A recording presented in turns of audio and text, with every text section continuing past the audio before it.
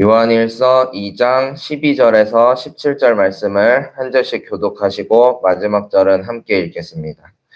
자녀된 이 여러분, 내가 여러분에게 이 글을 쓰는 까닭은 그의 이름으로 여러분의 죄가 용서함을 받았기 때문입니다. 아버지된 이 여러분, 내가 여러분에게 이 글을 쓰는 까닭은 여러분이 태초부터 계신 분을 알고 있기 때문입니다. 젊은이 여러분, 내가 여러분에게 이 글을 쓰는 까닭은 여러분이 이미 악한 자를 이겼기 때문입니다. 어린이 여러분, 내가 여러분에게 이 글을 쓰는 까닭은 여러분이 이미 하늘 아버지를 알고 있기 때문입니다. 아버지 된 이 여러분, 내가 여러분에게 이 글을 쓰는 까닭은 여러분이 태초부터 계신 분을 알고 있기 때문입니다. 젊은이 여러분, 내가 여러분에게 이 글을 쓰는 까닭은 여러분이 강하고 하나님의 말씀이 여러분 속에 있어서 여러분이 그 악한 자를 이겼기 때문입니다. 여러분은 세상이나 세상에 있는 것들을 사랑하지 마십시오. 누가 세상을 사랑하면 그 사람 속에는 하늘 아버지에 대한 사랑이 없습니다. 세상에 있는 모든 것, 곧 육체의 욕망과 눈의 욕망과 세상 살림에 대한 자랑은 모두 하늘 아버지에게서 온 것이 아니라 세상에서 온 것이기 때문입니다. 이 세상도 사라지고 이 세상의 욕망도 사라지지만 하나님의 뜻을 행하는 사람은 영원히 남습니다. 아멘. 오늘도 이 새벽에 주시는 은혜로 주님과 동행하는 복된 하루가 되시길 바랍니다. 하나님의 말씀으로 새로워지고 또 기도로서 주님과 교제하는 귀한 예배 시간이 되기를 바랍니다. 오늘은 세상에 대한 거부라는 제목으로 은혜를 구하고자 합니다. 여러분은 신앙생활을 하시면서 박해를 받아본 경험이 있으신가요? 저도 이제 기독교 집안에서, 기독교 가정에서 자라서 딱히 박해를 받아본 경험은 없지만 친가에서 명절마다 제사를 지냈던 기억이 납니다. 저희 아버지가 10남매 중에 막내 아들이셨는데요. 그 중에 저희 가정만 신앙이 있었습니다. 저희 어머니가 믿음이 좋으셔서요. 막내 며느리임에도 불구하고 저희 두 형제한테 제사를 지낼 때면 그 우상한테 함부로 절하는 거 아니라고 이렇게 하시면서 제사상 저 멀리 뒤에 떨어져서 기도하게 하셨습니다. 그럼 저희 앞에서 남자 어른들 그리고 사촌 형들이 다 절하는데 저희 두 형제만 멀뚱멀뚱 뒤에 서서 기도를 했습니다. 그때 고모들이나 할머니가 저희 어머니께 이렇게 좀 코사리를 주셨던 기억이 납니다. 아무래도 집안 어른들의 입장에선 예수 믿는 며느리가 들어와서 집안에 복 달아난다고 생각을 하셨겠죠. 그럼에도 불구하고 저희 어머니는 흔들림이 없으셨고요. 시댁에 더 잘하고 할머니를 더 살뜰히 챙기셨습니다. 그래서 결국에는 완고하던 저희 할머니도 이제 돌아가시기 10년 전에는 예수님을 영접하셨고요. 제가 목사 된다고 하니까 매일 저한테 하시던 말씀이 그저 서울로 가라고, 서울이 좋다고 그렇게 말씀을 하셨던 기억이 납니다. 아마 할머니께서 살아계셨다면 이 서울 성북구 이 고급 동네에서 제가 사역하고 있는 모습을 보고 아주 기뻐하셨을 거라고 생각합니다. 여기 계신 여러분들 모두 아마 크고 작은 박해 경험들이 있으실 겁니다. 직장 생활에서 혹은 친구들 사이에서 교회 다닌다고 타박을 받거나 핀잔을 들었던 기억이 있으시겠죠? 어쩌면 저희 어머니처럼 시댁에서 예수 믿는다는 이유로 박해를 받아보셨을지도 모르겠습니다. 요한일서가 기록된 당시에도 극심한 박해가 있었습니다. 성경을 보다 보면 깨달아지는 것이 무엇이냐 하면 수천 년 전에도 사람 사는 모습이 다 비슷비슷했구나 하는 생각을 하게 됩니다. 오늘 본문의 말씀이 기록된 시기에도 예수님을 믿는 사람들을 박해하는 세력이 있었고요. 교묘하게 변질된 믿음을 가지고 있었던 이단 세력도 많이 있었습니다. 그중 대표적인 세력이 영지주의자들이었습니다. 영지주의자들은 영은 선하고 순수한 데 반해 물질, 육체는 모두 악하고 타락한 것이라고 믿던 사람들이었습니다. 언뜻 생각하면 맑은 영을 사모하는 좋은 믿음처럼 이렇게 보이지만 그들의 믿음은 너무 극단적이어서 세상의 모든 것을 부정했습니다. 육체도 부정하고 사람들이 만든 도덕도 법도 모두 쓸데없다고 말하면서 쾌락을 쫓기도 했고요. 그리고 극단적인 금욕 생활을 하면서 신비로운 현상에 집착했습니다. 몸에 대한 것들은 모두 부정하다고 생각했기 때문에 예수님이 인간의 몸을 입고 오는 일이 도저히 있을 수 없다. 그러면서 예수님의 성육신 사건도 부정했습니다. 예수님은 그저 인간의 형상으로 나타났을 뿐이지 실제 인간과 같이 된 적은 없다고 보았습니다. 그저 신이 인간처럼 보이는 신비 속에 하늘의 지식을 전해준 것 뿐이라고 가르쳤습니다. 신앙생활을 처음 시작하거나 이제 예수님의 부활에 대한 믿음이 견고하지 못했던 초대교회 성도들에게 영지주의는 큰 위협으로 다가왔습니다. 아예 뜬구름 잡는 소리를 하면 아 저건 거짓말이구나 하고 넘어갈 텐데 어떤 방대한 지식을 가지고 그 교묘한 말로 잘못된 믿음을 가르치니 많은 사람들이 혹하고 넘어가는 경우가 많았습니다. 지금 현재의 이단들도 마찬가지죠. 심지어 우리와 같은 성경을 쓰기도 하고요.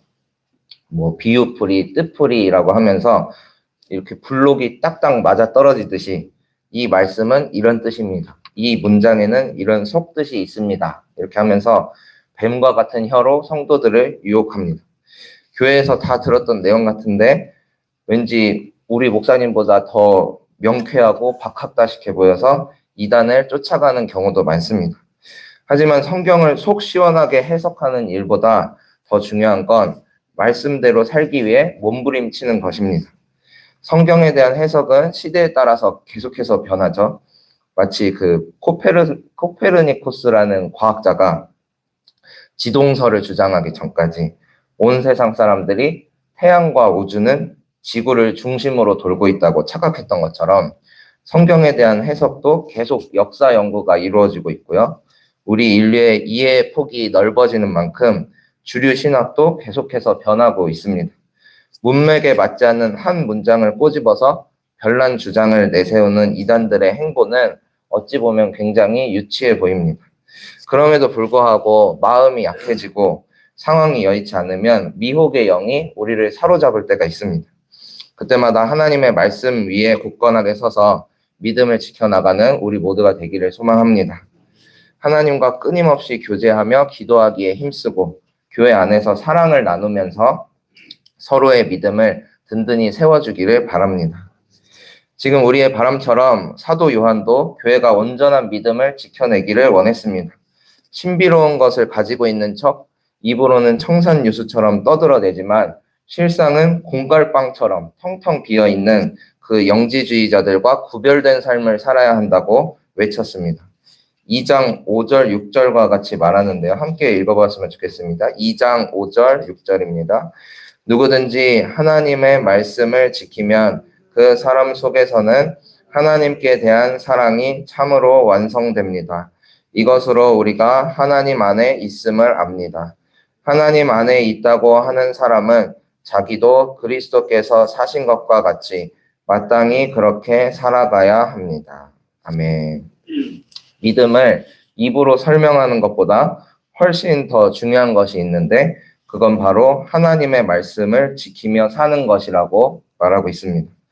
누구든지 하나님의 말씀을 지키면 그 사람 속에서는 하나님께 대한 사랑이 참으로 완성되어서 이것으로 우리가 하나님 안에 있음을 안다고 합니다.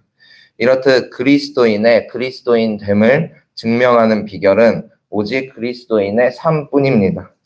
내가 하나님 안에 있고 하나님의 놀라운 영적 비밀을 알고 있다고 말하는 사람이 정작 이웃을 사랑하지 못하고 남을 배려하지 못한다면 그 믿음에 대해 물음표를 붙여볼 필요가 있는 것이죠. 우리가 하나님의 말씀을 지키며 하나님과 이웃 사랑하기를 힘쓴다면 굳이 우리의 믿음을 증명하려고 애쓰지 않아도 주변 사람들이 먼저 알고 우리를 통해 하나님의 존재를 느끼게 될 것입니다. 우리 모두에게 그런 믿음이 있기를 바랍니다. 예수 그리스도께서 본이 되어 사신 것과 같이 마땅히 그렇게 살아가는 우리 모두가 되기를 소망합니다. 사도 요한은 12절에서 14절에서 믿음의 선한 싸움을 싸우는 성도들에게 당부의 말씀을 전합니다. 각 구절의 앞부분을 보시면 자녀된 여러분, 아버지 된 여러분, 그리고 13절 중간에 젊은이 여러분 하는 호칭을 보실 수 있을 겁니다. 이 호칭들은 그 연령 차이를 두고 한 말이라는 해석도 있지만 영적인 연령의 차이로 보는 견해도 있습니다. 자녀들은 믿음의 초보자들을 의미하고요.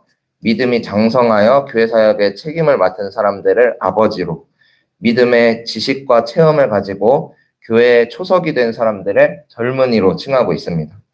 이렇게 호칭을 달리하는 태도를 통해 우리는 이때 당시에도 교회에 직분이 있었음을 알 수 있습니다. 또한 믿음에 대한 성도들의 성숙도가 달랐다는 걸 알 수 있습니다. 아버지와 같은 사람은 자녀와 같이 이제 믿음 생활을 시작한 이들을 품어주고요. 청년과 같이 믿음의 열정을 가지고 일어선 사람들은 마땅히 교회에 필요한 역할을 수행했습니다. 이들에게 전하는 당부는 다름 아닌 하나님과 그들의 관계에 대한 내용이었습니다. 이 편지를 써 보내는 사도 요한이 초대교회 성도들에게 이 글을 쓴 까닭은 이렇게 말하면서 다음과 같이 밝힙니다. 그의 이름, 예수 그리스도의 이름으로 그들의 죄가 용서함을 받았기 때문입니다. 그들이 태초부터 계신 분을 알고 있기 때문입니다. 그들이 이미 악한 자를 이겼기 때문입니다. 어떻게 이겼나요? 14절 하반절에 보니까 하나님의 말씀이 그들 속에 있어서 악한 자를 이겼다라고 합니다. 당시 그 교회를 흔들었던 세력은 영지주의자들, 즉 지적인 능력을 앞세우면서 말만 번지르르하게 했던 사람들이었습니다. 그들은 영이라는 모호한 세계를 구실 삼아서 지중해 연안에 만연했던 우상신들의 세계관과 예수님에 대한 믿음을 교묘하게 엮어내려고 했습니다. 지금도 그렇지만 영에 대한 어떤 해석은 증명이 되지 않기 때문에 그럴듯하게 포장하면 정말 그런 건 같네 하면서 미혹될 수가 있습니다. 영지주의자들도 상위신, 하위신이 있다 하면서 뭐 지중해 연안에 있는 그 신들의 이름을 이제 끌어모아가지고 이 신은 이런 계통을 관리하고 그 와중에 예수라는 신이 이렇게 우리 눈앞에 신비롭게 나타나서 이런 지혜의 말을 전하는 일정 부분을 감당했다는 식으로 그때 당시 그리스도인들을 현혹했습니다. 이러한 잘못된 믿음에 대해 사도 요한은 명확하게 말하고 있죠. 내가 이 글을 쓴 까닭은 여러분이 다른 이름이 아닌 예수의 이름으로 죄를 용서받았고 태초부터 계신 하나님을 알고 있고 하나님의 말씀을 통해 악한 자, 사탄의 권세를 이기게 되었노라고 선포합니다. 우리를 악의 세력으로부터 구원하는 길은 오직 한 길, 예수 그리스도 뿐이십니다. 수많은 거짓 복음에 흔들리지 말고 오직 복음, 예수 그리스도만을 따르라고 사도 요한은 당부하고 있습니다. 이제 말씀을 정리하고자 합니다. 이와 같이 예수를 따르는 이들은 구별된 삶을 살게 됩니다. 15절의 말씀과 같이 세상을 사랑하면 그 사람 속에는 하늘 아버지에 대한 사랑이 머물 자리가 없습니다. 하나님을 떠난 세상은 우리의 욕망을 자극하고 자랑거리를 안겨주는 듯 하지만 언젠간 사라질 것들에 불과합니다.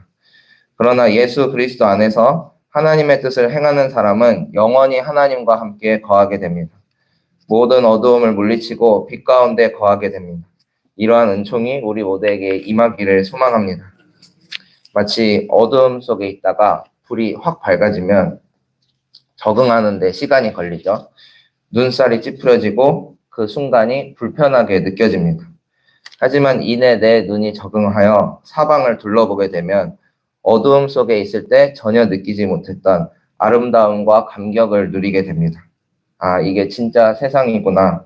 내가 이렇게 빛 가운데 살아야겠구나 하는 산 소망을 얻게 됩니다. 영적인 세계도 마찬가지입니다. 영의 눈이 밝아져 하나님을 바라보게 되면 우리는 이전에는 누리지 못했던 기쁨과 감격을 경험하게 됩니다. 그 힘으로 인해 빛 가운데 서기를 바라게 되고 구별된 삶으로 나아가는 것이죠. 이와 같이 우리 모두가 주님과 함께 영생 복락을 누리며 살게 되기를 소망합니다. 진정한 기쁨, 진정한 구원은 오직 한 분 예수 그리스도께만 있습니다. 그 믿음 안에 승리하며 나아가는 우리 모두가 되기를 바랍니다. 기도하시겠습니다. 주님 감사합니다. 오늘도 귀한 날 주셔서 이렇게 주님 앞에 나와 예배로 하루를 시작하게 하시니 감사드립니다. 오늘 주어진 하루는 어제 유명을 달리하니까 그토록 바라던 내일이었다는 말처럼 주어진 시간에 감사하며 살아갈 수 있도록 인도하여 주시옵소서. 맡기신 사명과 주님의 뜻을 기억하며 한 걸음씩 나아가는 주의 제자들 되게 하여 주시옵소서. 정교인 민속놀이와 청년부 수련회를 은혜 가운데 마치게 하심에 감사드립니다. 준비하고 수고한 모든 손길 가운데 은혜 내려주셔서 주님의 인도하심을 받는 삶이 되게 하여 주시옵소서. 크고 작은 움직임을 통해 교회 안에 새 바람이 불어오게 하시고 복음의 확장으로 이어지는 은총을 내려 주시옵소서. 속회 대신방을 이어가고 있습니다. 겉으로만 인사하던 교우들의 속사정을 듣고 함께 기뻐하고 함께 아파하며 모이는 가운데 성령께서 임재하여 주시기를 원합니다. 우리는 그저 우리의 연약함을 주님 앞에 토로할 뿐입니다. 주님 저희를 보살펴 주시고 선한 손길로 인도하여 주시옵소서. 속회 대신방을 통해 서로의 형편과 사정을 어루만지는 교회 되게 하여 주옵시고 사랑의 교제가 풍성히 넘쳐나게 하여 주시옵소서. 이번 주일 성북지방회로 모여 성북지방의 회무를 살피려고 합니다. 공교회로 모이는 교회들을 축복하여 주시고 모두가 하나님 아버지께 속한 형제 자매임을 확인하는 시간 되게 하여 주시옵소서. 특별히 장로 안수식이 있습니다. 교회의 중역을 맡은 장로님이 세워질 때에 큰 기둥 하나가 세워지듯 교회가 더욱 든든히 서가는 은혜 있게 하여 주시옵소서. 구별된 사명을 결단한 장로님의 영혼과 가정까지도 살펴주셔서 평생토록 주님과 멀어지는 일이 없게 하여 주시고 행하는 모든 일에 주께서 주시는 복이 넘치게 하여 주시옵소서. 이제 하루를 시작합니다. 주님 앞에 무릎 꿇은 저희를 기억하여 주시고 귀하고 복된 날로 인도하여 주시옵소서. 모든 것 주님께 맡겨드리며 살아계신 예수님의 이름으로 기도합니다. 아멘. 하늘에 계신 우리 아버지여, 이름이 거룩히 여김을 받으시오며 나라가 임하시오며 뜻이 하늘에서 이루어진 것 같이 땅에서도 이루어지이다. 오늘 우리에게 일용할 양식을 주시옵고 우리가 우리에게 죄 지은 자를 사하여 준 것 같이 우리 죄를 사하여 주시옵고 우리를 시험에 들게 하지 마시옵고 다만 악에서 구하시옵소서. 나라와 권세와 영광이 아버지께 영원히 있사옵나이다. 아멘.